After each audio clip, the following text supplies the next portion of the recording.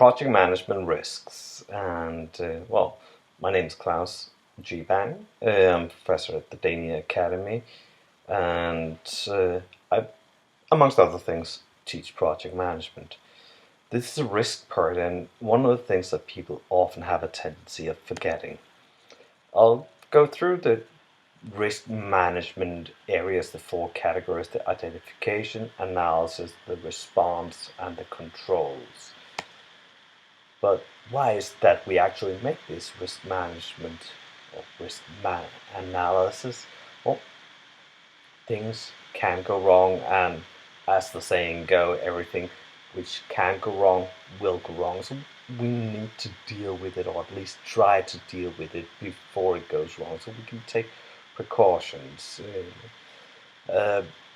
Risk evaluation will consist of, in essence, two things: probability of the occurrence and the consequences, because, well, things will go wrong, but some things will go wrong and doesn't really matter that much.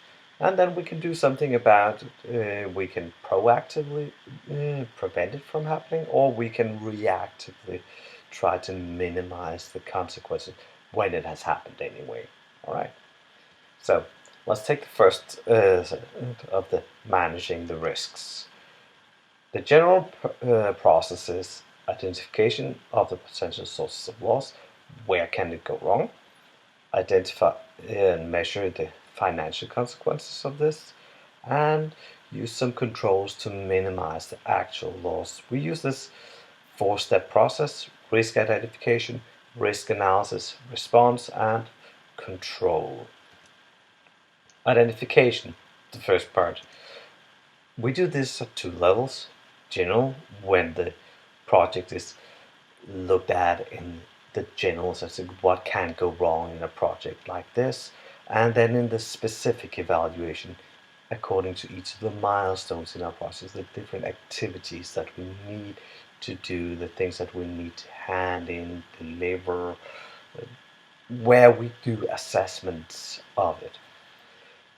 The initial analysis is done on the project mandate, where the scope, what is that we're supposed to do, and then the detail is done when we have our project plan in place. So you need to have the project plan, and you need to have a good project plan in order to do a proper, good risk analysis. You get it from the general economic conditions of the world. These days, lots of things happening there: social, legal, regulatory things, permissions that you need, political climate, especially if it's government projects, competition. Are there any competitors out there who can do something about it? Demand fluctuations, especially if it's business-oriented product. And then, well, criminal, terrorist activities. There are people out to hurt you. So these are the external factors. Internal culture, staff capabilities. How many do you actually have? And are they working full-time, part-time? How good are they? The capacity of them. What systems do you have available? Do you have a project management system? Do you have a structure to use?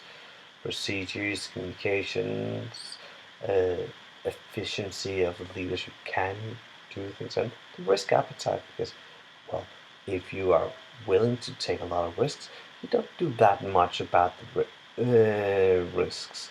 So we'll deal with it when it comes. And then, of course, your experience and your project management plan.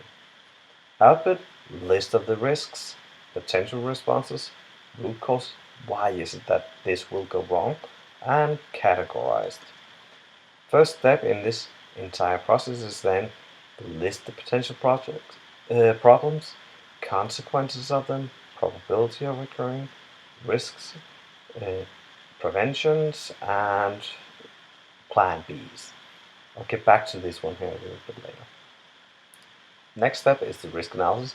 We now have the list of the things which can go wrong, remember, from the general plan and from our milestone analysis. We then identify them, evaluate them objectively. Are they related to the project? Can we assess them in a proper way? Can we quantify them? Are they dependent on each other? So if one thing goes wrong, does it mean that other things go wrong as well?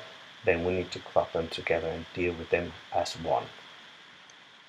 Assessment we can do in this way here, because we need to be able to compare the size of the risks across the line. Each of the risks needs to be on the same scale, so to speak.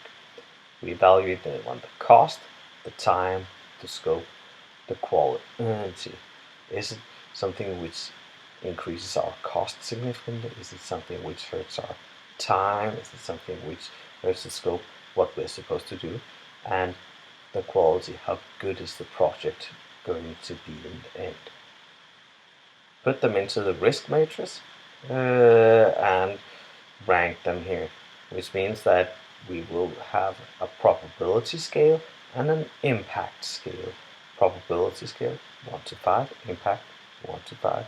If we are in the big impact areas, the 5, and even at a reasonably low probability, we need to do something proactive about it, okay? Which means that we make a plan beforehand to limit the occurrence of the risk. In the small impact, we don't do that much. Even if the probability of it happening is quite high, it doesn't hurt our project. We put in buffers in terms of project funds, money, or project time in our plan for dealing with those, because, as I mentioned early on, it will happen. Our risk responses are prevention or impact, probability or impact. We do for the things which are in the red categories, the big consequences. Probability of happening, well, we can build in some extra support around it. We can do additional analysis, impacts, buffers in different ways. And then we can transfer risk. We can have someone else take responsibility for that part of our project. We can share the risk, we work together on it, or we can say, okay, we'll deal with it. It's so critical for our project success that we retain the risk here, or it is something that is so small in terms of impact that we can handle it in. So we use our budget reserves and we use our time buffers for these things. Contingency plans for each of them, limiting the probability and case of occurrence, should be adequate for the risk, so we don't build a big thing for something which is a small risk. Cost efficient, transpire at the right time, meaning we will only have this risk until we pass that milestone which is associated to. So we keep in our head the things that we need to do with it, not everything else. Alright, risk control, last part, execute it, transfer, share, retain, avoid, mitigate, monitor for the event. At our status meetings, we monitor. We initiate the contingency plans if we identify the things happening, and we observe we have come up with new things and add that to our risk schedule and place them in the matrix to see what we're going to do about them. Alright, thank you for this small video here.